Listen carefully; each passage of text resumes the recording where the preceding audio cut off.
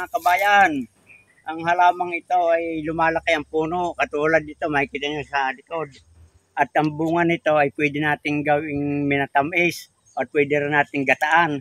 At ito ay kapag kapanahon na nasaksa yung kanyang pamunga ay laging inyong makikita sa palengke. At ito ay pag hinog ay kulay dilaw yung kanyang bunga. At ang kanyang dahon naman ito, yan, dark green at malumoy hawakan. Ito.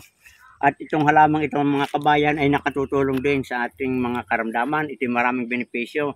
Pwede rin natin gawing tsa, yung kanyang dahon, o maging yung kanyang balat. At ito ay nakakatulong sa ating diarrhea o pagkatae. At ito mga kabayan, tingnan ninyo, malaki na yung puno nito.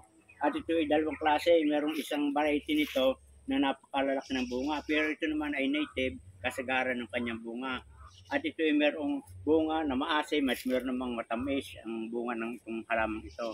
At sa mga nakakakilala dito ay comment daw sa baba mga kabayan ng inyong katawagan kung anong pangalan sa inyong lugar o probinsya ng halamang ito. At inyo na rin i-share yung inyong nalalamang benepisyo at ito gawin na, pwede natin gawing pangnegosyo. Magandang araw kabayan!